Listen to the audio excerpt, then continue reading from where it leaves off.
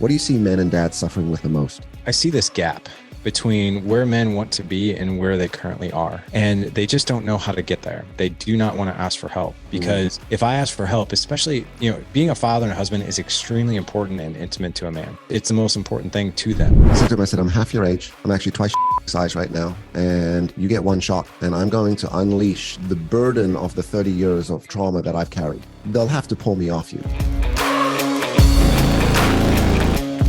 It's such an interesting topic. I mean, look, I'm a dad, and I was just chatting with you before the show a little bit about, what the perception is of men today. And I think, I'd love to have the conversation with you in a couple different ways, right? One, what you think, and we could sort of theme this today, which is, what are some of your thoughts around what it takes for us to show up as husbands, spouses, dads, business leaders, CEOs, just impactors into a community. And then maybe a little bit of perspective on what do you think's happening out in the world today, where there's an attack on the male today, right? And we want to be careful about making blanketing statements. It's not all of this, but I found myself in a conversation with some friends made up of guys and girls over dinner over the last couple of days, really drilling down into this whole conversation.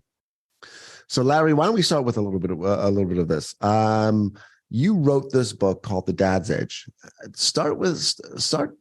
Where did this all come from? I mean, what motivated and kickstarted this type of authoring for you?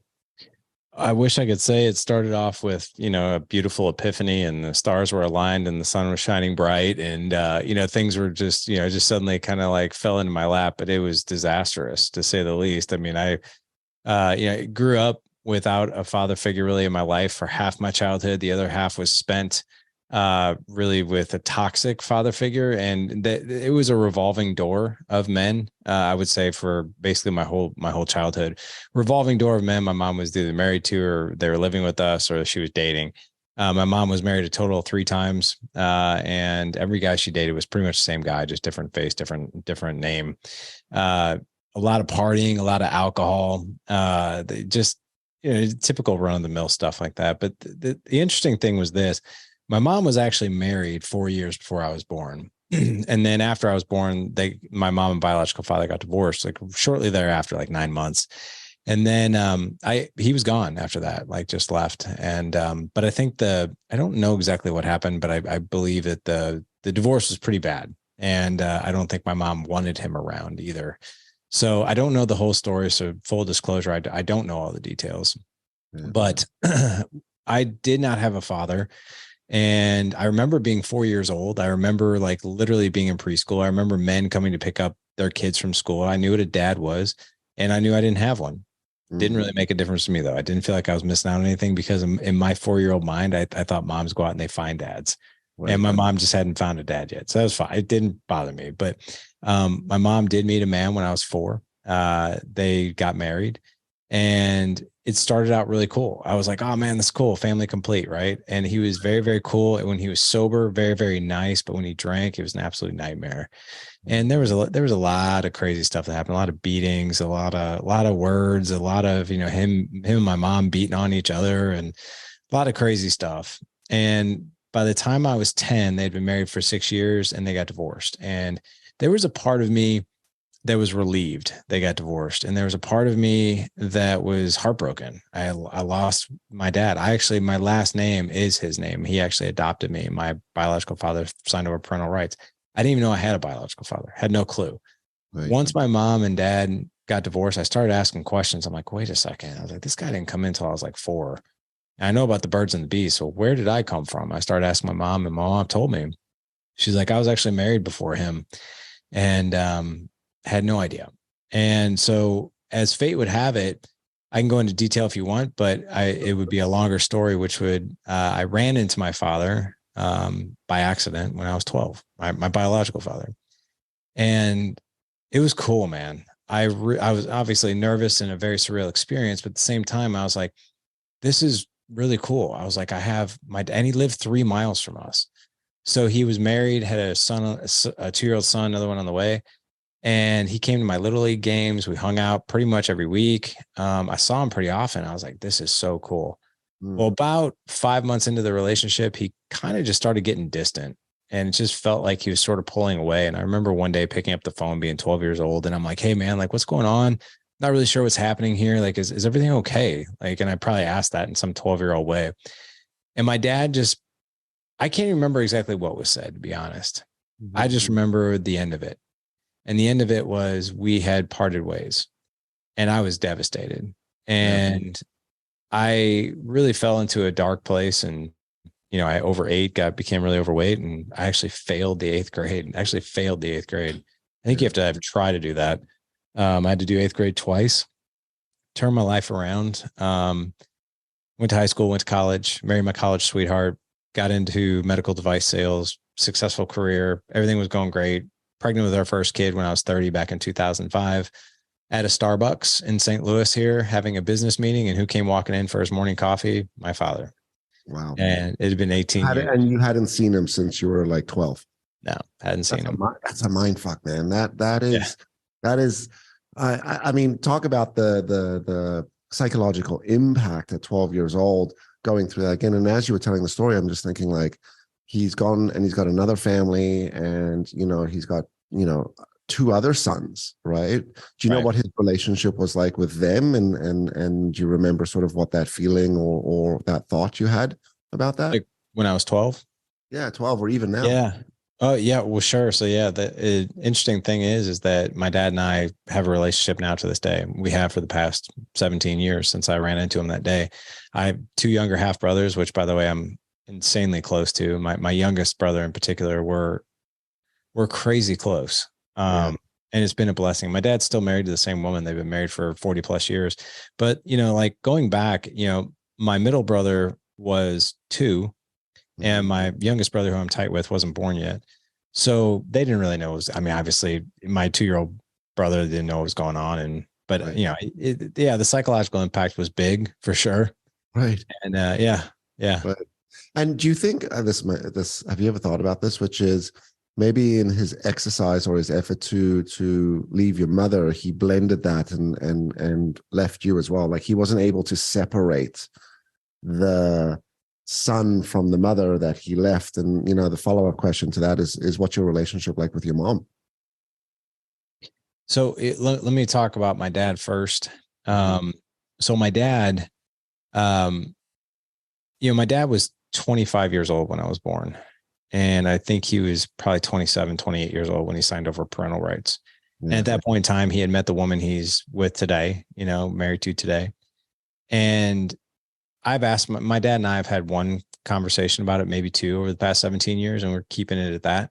But there, we've had I sat him down, for dinner one time, and I'm like, can you please tell me what happened here?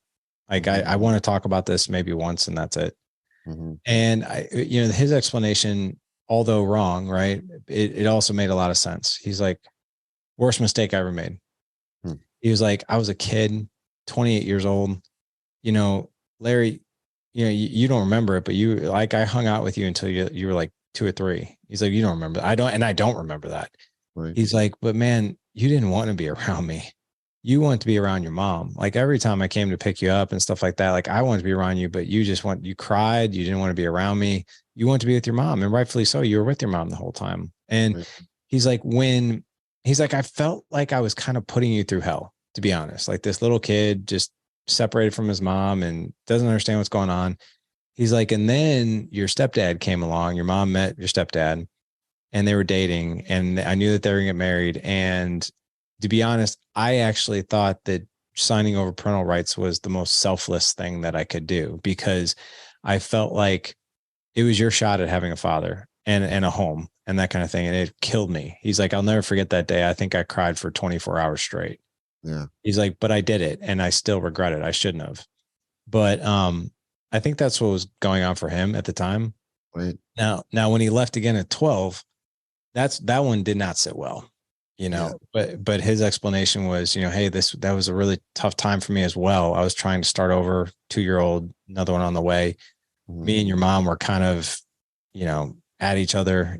She was kind of being difficult, and I was probably being difficult, and we just had too much water under the bridge, and it just got to be so stressful. He's like, so again, I thought the best thing to do was not to have the relationship because I thought it was hurting everybody. Yeah. So kind of understand it, kind of don't. So yeah, that answers as far as my mom goes. My mom and I don't speak, unfortunately. We don't speak. My mom struggles. I don't know if she does today, but she did for years with alcoholism. And there's my mom and I have had endless arguments and events and situations that have happened where alcohol was a culprit. And it just turned into a horrible thing. And there was an incident that happened where my 15-year-old, he was 2 at the time, my mom slapped him in the face for spilling milk when she was drunk. And there had been so many countless things that had happened up to that point, and that was the line in the sand for me. And I did give my mom a choice. I said, listen, it is obvious that this is no longer even a safe environment, more or less an emotional environment, but now it's not a physical or safe environment. So here's the deal. You either get help or we're out. Bottom line, that's it.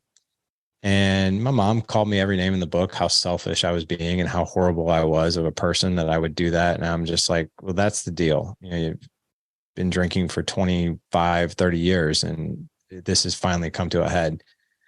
And my mom chose the path she chose. So we haven't spoken in years.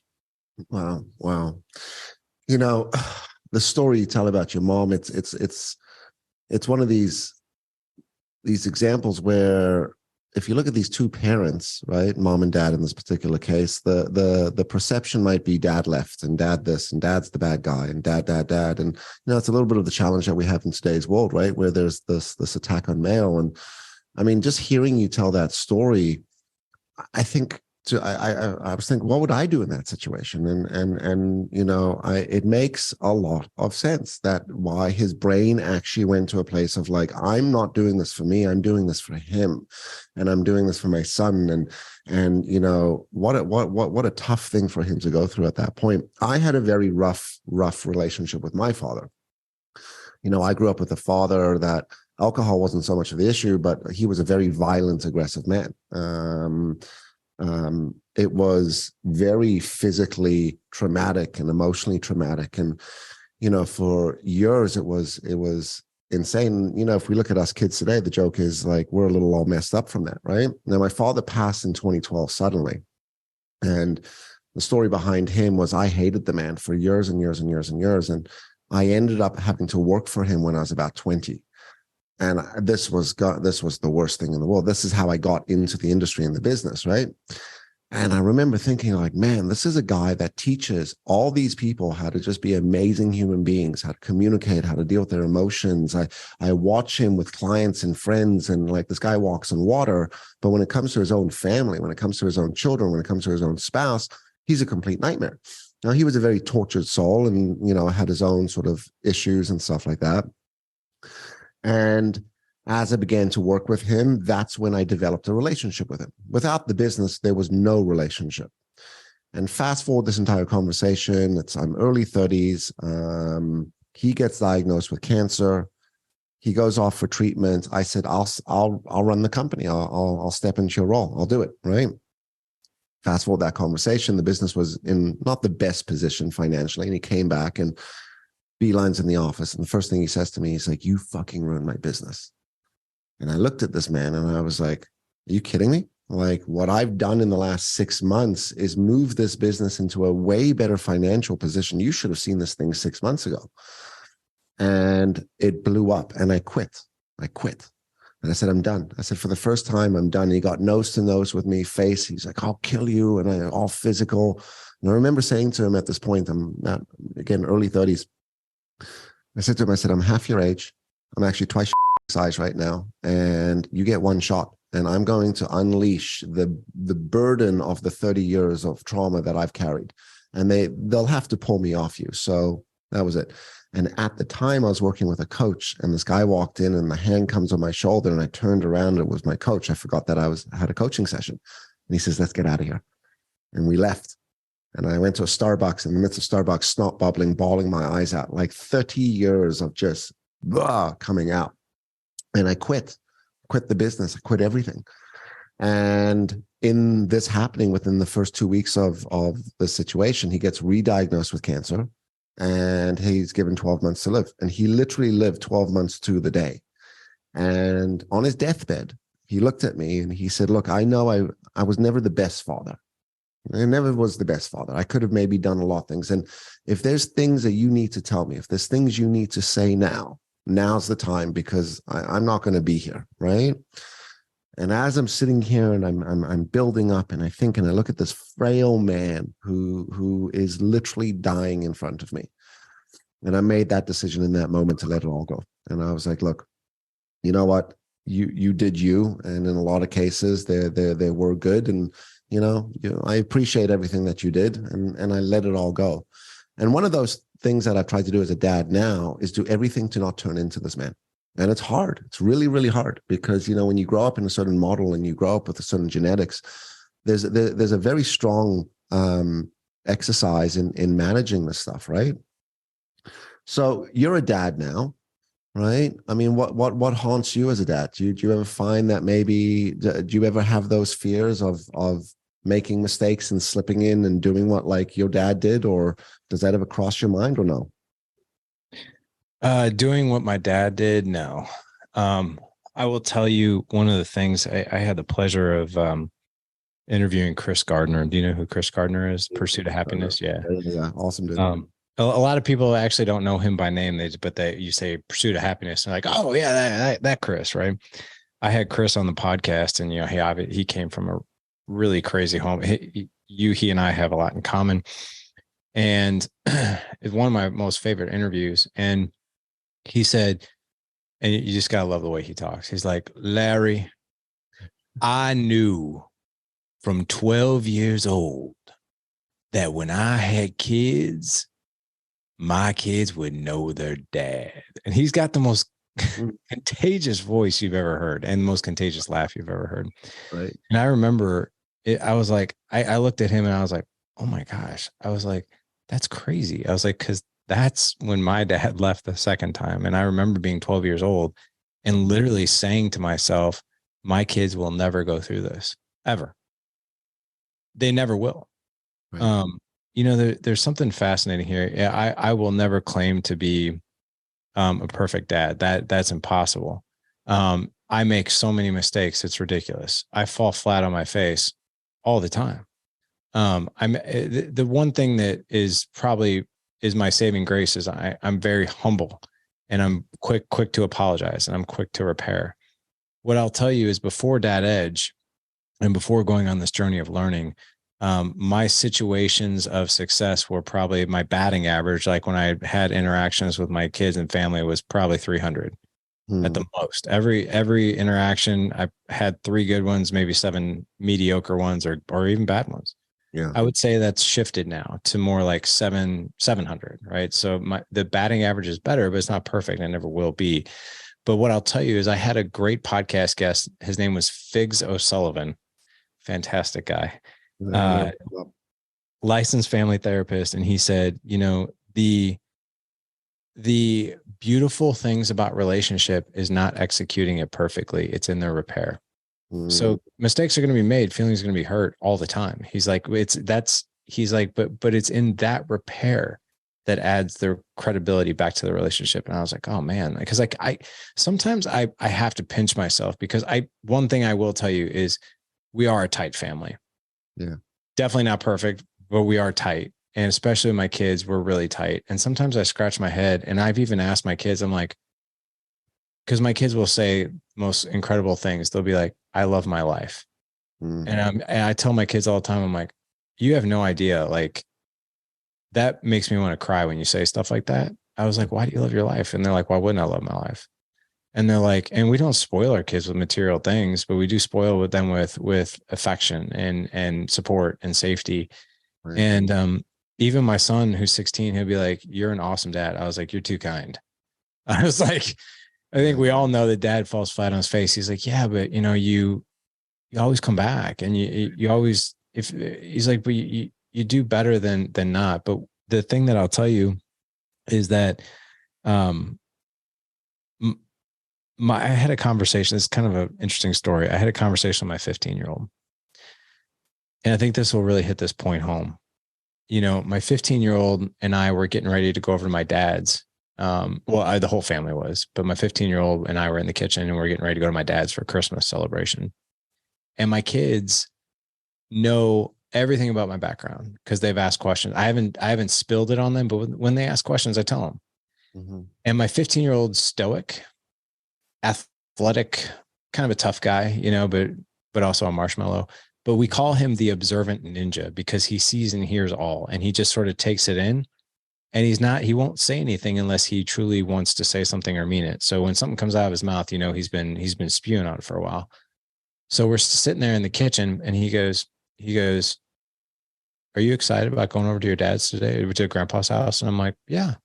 And he goes, "Do you like being over there?" And I'm like, "Yeah, sure. Why?" And I was like, "I know Mason, and I know he's been thinking about something." I was like, "Why do you ask, Mason?" And he goes, "I don't know." He's like, "I think about your life, and I think about your dad, and I think about you being my dad." And he's like, "Dad, how do you forgive him? Like, I don't know if I would be able to forgive you." Like, and I was like, I go, "Son, that's a great question." Yeah. I go, I said, "But here's what I'll tell you. You reach a certain age where, you either make a decision, I'm either going to let this go or I'm going to forgive." Right. I was like, with my mom, it's different. That was a dangerous situation. This one, it was what it was. And we've have now 18 years of progress and good things have happened. I said, but, I was like, "Mason, I will tell you, there are some days I get in my head about it. Like I'll be over there and my dad will start talking about the camping trips he took my two brothers on, or the hockey that he coached and the Boy Scouts that he was a part of. And there's a part of me, it's like, that hurts a little. Right. But I don't let it define our relationship either." Yeah. And I was like, "Here's what I'll tell you, man." And he even said, he goes, "I feel so bad for how you were brought up." I was like, please don't. I don't. You don't even waste time on that. I was like, "Here's what I'll tell you, Mason. Had I not gone through that, would you and I have the relationship we do? Because we got a great relationship, right?" He's like, "Yeah, we do." I was like, "I don't know if we'd have a great relationship. Yeah. Maybe I'd be a typical run of the mill, checked out dad if I wasn't so darn motivated because I experienced what I experienced and I didn't want to do that to somebody else." Mm-hmm. So yeah, it's kind of a fascinating situation for sure. That is, and as you talk about forgiveness, what's coming through my mind, which is, in order for us to forgive ourselves, sometimes we need to forgive them, and it has as much to do with us moving on. And it's one of the most human things we can do is forgive and not forget, but truly forgive. I have a friend / facilitator that's been working with me for years. And he says to me many years ago, he says, "Greg, you make a lot of logical decisions to let things go, which you're quite brilliant on, but 50% of those, you don't make the emotional decision to let it go, and it just eats you away." And that was also part of my a moment in my life where I was like, this is really important. And my mother-in-law said this to me, because early days in my relationship, before kids, I was chatting and I'm like, I'm scared. Like, I am my father. We sound alike, we look alike, we're genetically, like, I've been raised in a certain home. Like, my biggest fear is, as much as I say, I will not do that, I will not be that kind of dad, I will not be that father, I won't do what he did. Like, who knows? Unconscious is unconscious, right? And she said to me, she said, "Greg, the greatest thing you can do is you can break the pattern. You could be the generation that breaks the pattern and breaks the cycle." Because in all the Wits Men, my father, his father, it's the nightmare has been continued generationally, right? And maybe that's also a little bit of this with you, Larry, which is you get to create the new Hagners. You get to create the new model for fathering. You get to break the cycle and break the pattern, which is amazing. It's unbelievable. Quick question. Your stepdad, where's he in all of this now? He died. He died about 12 years ago. Okay. And did you keep a relationship with him after your mom and him separated? And no, he completely fell off the face of the earth after they got divorced. So he left as well, like gone. The interesting thing is my stepdad was a very successful white collar data software engineer, and very, made great money and all that good stuff. When my mom and him got married, my mom was able to stay home. He lost his job, I think probably due to his habit with alcohol and all kinds of stuff. And then the last year they were married was really bad, like really, really bad. The guy fell into this depression.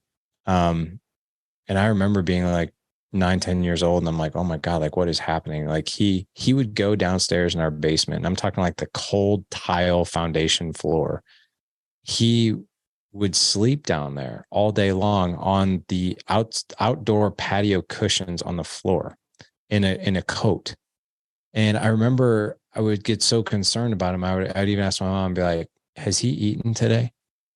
I haven't seen him come up and drink water. I remember being so concerned that I would go down there 2, 3, 4 times a day and just put my hands on him while he was sleeping, and just to make sure he was still breathing. Like that just screws with your head when you're that age. But here's the crazy thing. After he left.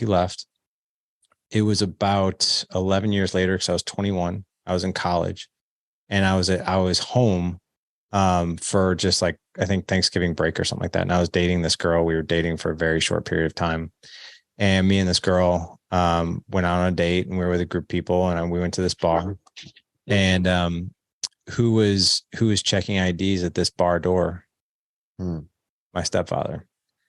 And I looked at him, and I was like, he looked totally different. And I was like, oh my God. I was like, I think that's my stepdad. And at that point, like I never called him my stepdad because he adopted me. Like I only knew him as dad. So I was like, I think that's my dad. And I didn't have a relationship with my biological father at this point in my life either. I'll never forget. I was like, I'm going to hand him my ID and just see what he does. Cause maybe it's him. I don't know. I'll never forget that. I handed over my ID, and he just looked at my ID, and he just was like, looked at me, and he goes, Larry? And I said, yeah.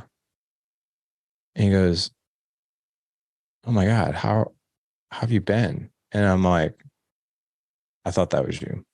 And we talked for maybe 3 minutes. It was the most awkward 3 minutes. And we went in the bar and hung out, went on our date, and I left. I didn't talk to him after that. That was the last time I saw him. Wow. And that was really weird. Yeah. Man, it's these tests that you've been given, the universe putting you in these moments. I don't know how most people would have handled it. I mean, you're an incredible human being, Larry, for experiencing what you've experienced, going through what you're going, being able to tell the story the way you do. I want to switch gears for a second, because I know we're going to get cut off in time. You have a very large community of males and dads, and what are, I want to go both ways. So what are the problems you're seeing dads have today? What are some of the common things men are facing, and the opposite to that? What do you see dads and men doing today, which are allowing them to show up in these roles, spouse, dad, to be amazing and good and contribute and give? But let's start with the first, which is the difficult side, the depression, the negativity. What do you see men and dads suffering with the most? I see this gap between where men want to be and where they currently are, right? And they just don't know how to get there. And here's the other thing too. They do not want to ask for help, because if I ask for help, especially, being a father and a husband is extremely important and intimate to a man. It's the most important thing to them, whether they act like it or not. So you could have a guy who's like a freaking workaholic, right? And most of the time he's a workaholic for 2 different reasons. He either gets all of his validation in the workplace, and that's where he gets his attaboys and he feels good about himself and that kind of thing. Or he's like, I got to work my tail off so I can provide. But what men really want to do is they want to provide, physical, mental, emotional love and support, right, for their kids. They want to be able to have conversational excellence with their kids. They want to create an extraordinary marriage through elevated communication, connection, and intimacy with their wives. And what they don't know exactly how to get from here to here, which is totally understandable. Because this is where we flip this whole thing on its head, because if you really think about this in a very logical sense, 990 hours, that's how long it takes to go from police cadet to cop, like full on, 780 hours, I think, to go from fire academy to firefighter, right? You need a 4-year undergrad degree at least to be an engineer. You need 8 years of education at least to be a doctor. But when you're a husband, oh, you're getting married? Cool. Say I do. Best time of your whole life. Don't worry, you'll figure it out. Even to get a marriage license, you have to do nothing. To get a driver's license, you have to take a test and then do a practical. You don't have to do that for marriage. You have to take a class.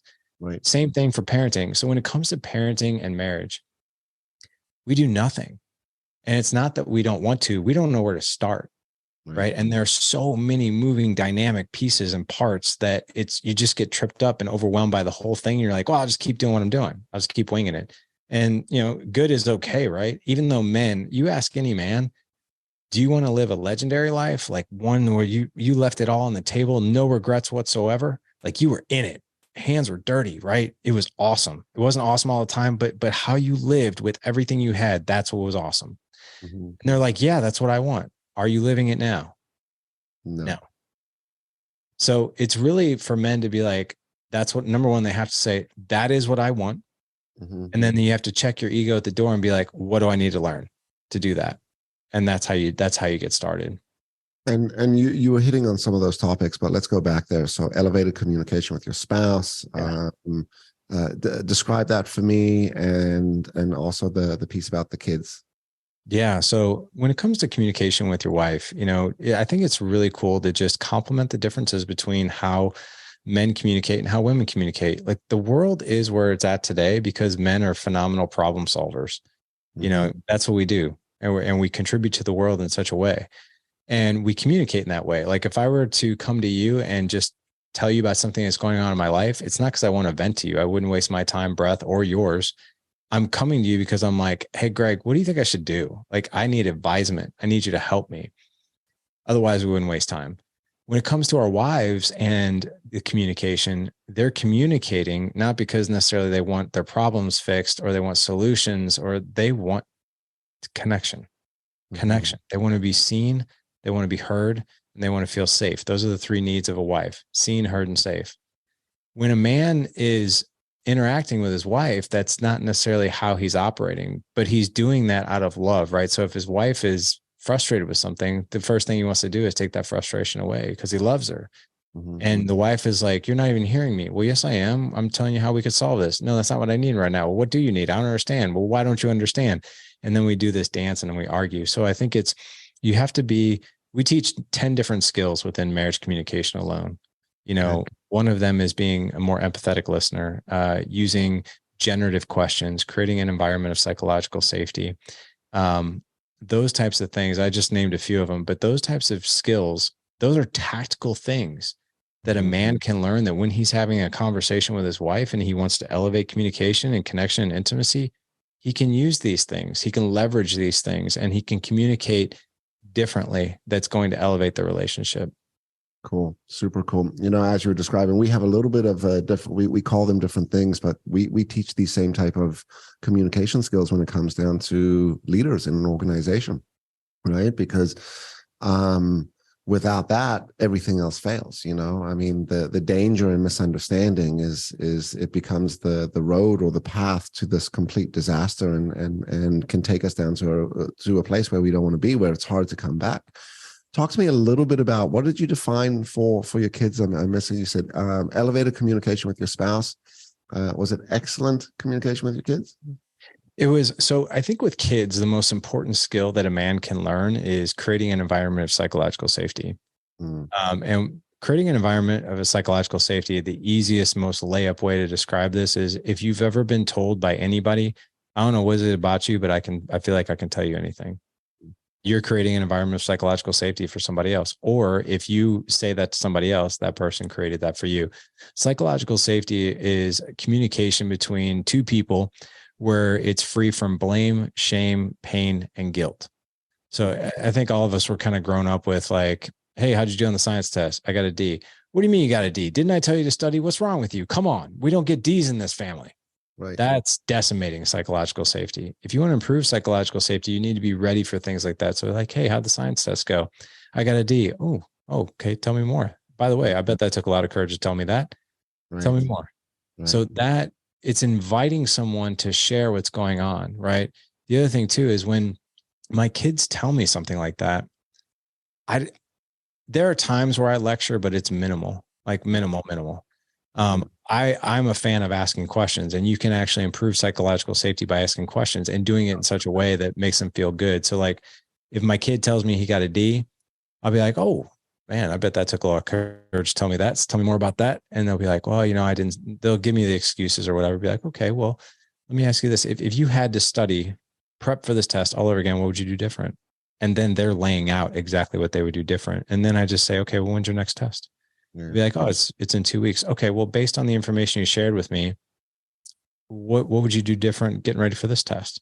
And they'll lay out the entire plan. The entire plan. I don't have to do any of the talking. I'd be like, man, that's a great idea. So moving forward, how can I support you on this? Do you want me to hold you accountable? Do you want me to quiz you? What feels best to you? Right. And I don't have to yell and scream and lecture. Right. In my world, we call this adult to adult communication. Right. Right. And your personality is made up of what we call ego states. One of them is called the adult, but that's how you would address, in quotations, an adult. All right, well, what do you want to do? Where can I fit in? How do you want me to follow up? And it's a dialogue and it's a conversation. I love the description that you use of psychological safety with kids. And I just had this moment last night where in my efforts to try to get a point across with my son, I got a little aggressive, and I saw it in his face where like he fried, and I've seen it before because, as I was saying, my fear is to slip into what my father did. And right, that was the same look that I had.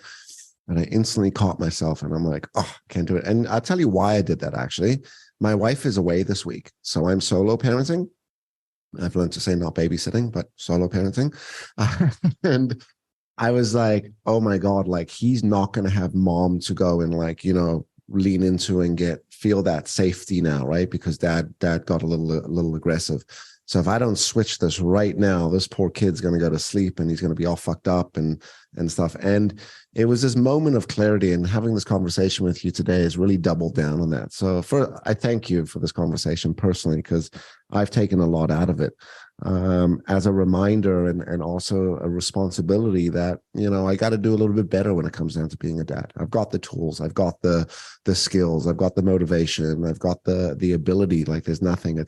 It's just, I gotta double down and just work that exercise better. And for the audience, like I listened to you speak, I'm assuming that, and for the audience to clarify, and you could, expand upon this, learning all these skills wasn't like, oh, I read it and now I go do it. It's taken practice and practice and practice and practice. And if you have the steps and if you got the tools and you've got a little bit of a process, that's all we got to lean into, right? Back to guides. Just show me the process. Let me run the play. Let me run the steps.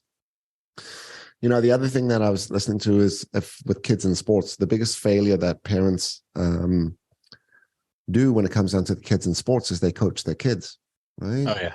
What you got to do is you got to skate harder, you got to run harder, you got to do this. And, the most important thing you can do is be a parent off the field, right? How's that game? Oh, you lost, right? How'd you feel, right? And it's a dialogue and it's a discussion, not a lecture and not an instruction and not a tell on what they could be doing better. Leave that for the coach. The coach is there to coach them in sports.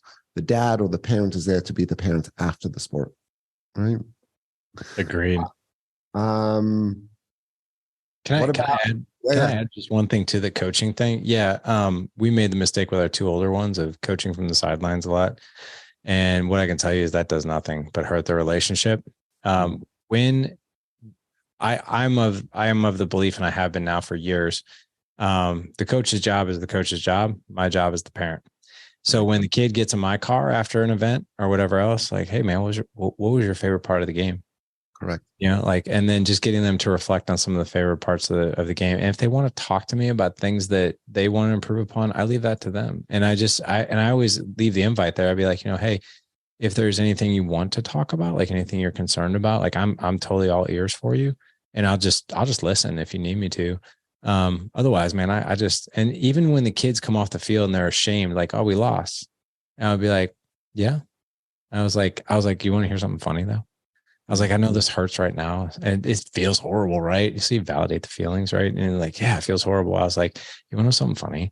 I was like, there's not going to be one person in your entire life that's going to ask you, how did you do in your 7th grade football game on December 7th? You know, and then we kind of like laugh about it and stuff like that. I was like, so, I always tell my kids this too. I was like, win, lose, fumble the ball, make mistakes, errors, whatever. I was like, man, I could care less. I was like, the thing that I love most is watching you do what you love to do. It is a front row seat to the most amazing show I could ever ask for. It doesn't matter. And I could care less how you perform. I just love watching you. Yeah. Yeah. That's the most powerful thing you can say to your kid in sports, right? Yeah. Awesome, brother. That's amazing. I really wish we had another hour because I feel like we've just scratched the surface right now. But like back to the audience, if you want to learn more about Larry and the Dad Edge, we're gonna drop all that stuff in a sec. But before we go there, I want to come back 2 more questions. One about husbands. So what can we do to be amazing husbands? We spoke about being a dad, and it's kind of the same rules. You were talking a little bit about sort of that elevated communication. What else can we sort of think about? I would say I could give you 10 skill sets to go dive into, right? But that's going to mean nothing. I think this message will hit home. Like, listen, if your marriage isn't where you want it to be right now and you want it to be better and you don't know what to do, that's okay. That is more than okay, because we're not taught. It's not like you take college courses around this unless you're a therapist.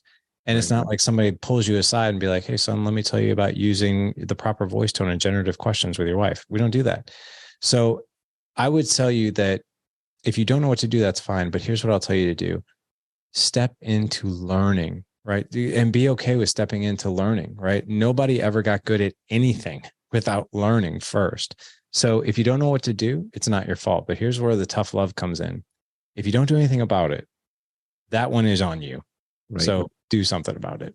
Right. That's awesome advice. Awesome advice. And that's what you talked about before, which is get the help. Help sometimes comes in the form of, oh, let me go learn. Let me go read. Let me go get coached. Let me do this. And it's not just men that have that issue. I think people in general, it crosses my desk a lot, which is this resistance to asking for help. And I think it has a lot to do with people's, not ego, but self-esteem, which is it's going to knock their self-esteem even lower sometimes, right? Because they have to admit to themselves that maybe they failed and maybe they're not as good and they need the help. And that's the greatest way to learn. I mean, we grew up in a generation where you fell down, you got back up, right? You failed to learn, and it was just part of it.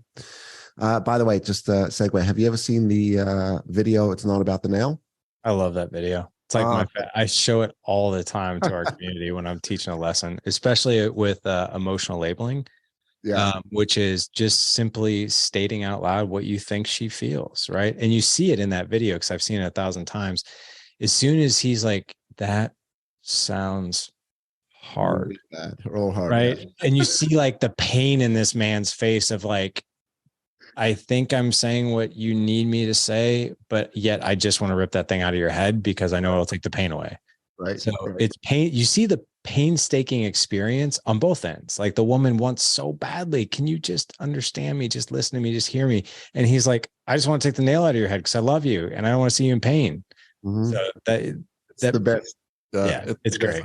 It's funny that you use it for your classes. I've been using it because I teach a listening model, which says there's usually 4 ways we tend to listen as people. One of them is through the ears of criticism and judgment, which is as someone's speaking to you, you're just shooting it down, right?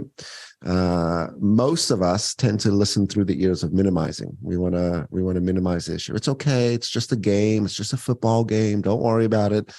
And for your kids, what you end up doing is you minimize their world, not the game. Right. What we do as guys is we move into problem solving pretty quickly. Shows up with them. All right, here's what we're going to do. Step 1, I need a hammer. Step 2, I need you to, we need to hold you down. And you just want to fix and move. And then the third thing, or the fourth quadrant we tend to listen to, which takes on a form of all areas that we just discussed, is interruption. All right, let me just interrupt and now jump on in and fix this and criticize and stuff. And while we tend to do one more than the other, we do all four. And I use that video in the same way. It's the best video. To the audience, if you haven't seen that video, it's not about the nail. Awesome video. Final question. What do you think we all need to do to be better humans as of tomorrow? Better humans as of tomorrow. I will say this, and this one's so easy and so overlooked. Quality of our life and the quality of others' lives is the questions that we ask ourselves and other people. So we love to teach the skill generative questions. So like, for instance, if I can give if you heard nothing out of this interview, right? Nothing at all, that's okay. What I will tell you is take this one thing away. Never, ever from this moment on, ever ask anybody, how was your day? Ever. It's a terrible default question that will give you a mindless answer. Crazy, boring, good, fine, right? Instead, hey, what's been the best part of your day today? Tell me why it was so meaningful to you. Or like, if you could just do that one thing, ask somebody what the best part of their day is instead of how was their day, you're going to see them just perk up, and you're going to see them be like, that's a good question. They're going to get into gratitude. They're going to tell you about it. And then the other thing too is I love matching their excitement and labeling what I think that they're feeling. Be like, Dad, like, oh my gosh, yeah, I got to tell you this. Like, I ran the mile today and I broke my old record in the fitness test. Be like, dude, are you serious right now? That must feel amazing. And suddenly your relationship with that kid or that person, wife, whatever, it just elevates, right?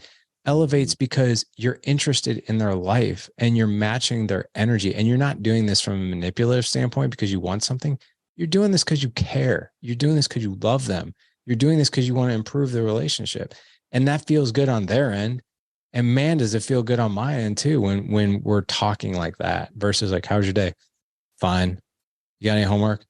Yeah. Right. I usually go for homework. Right.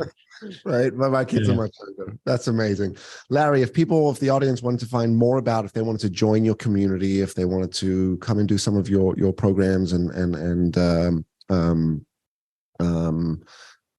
get a hold of your book or your lessons, sorry, Sure. Escaped me, but programs and lessons, how can they get in touch with you? Where can they find out more information?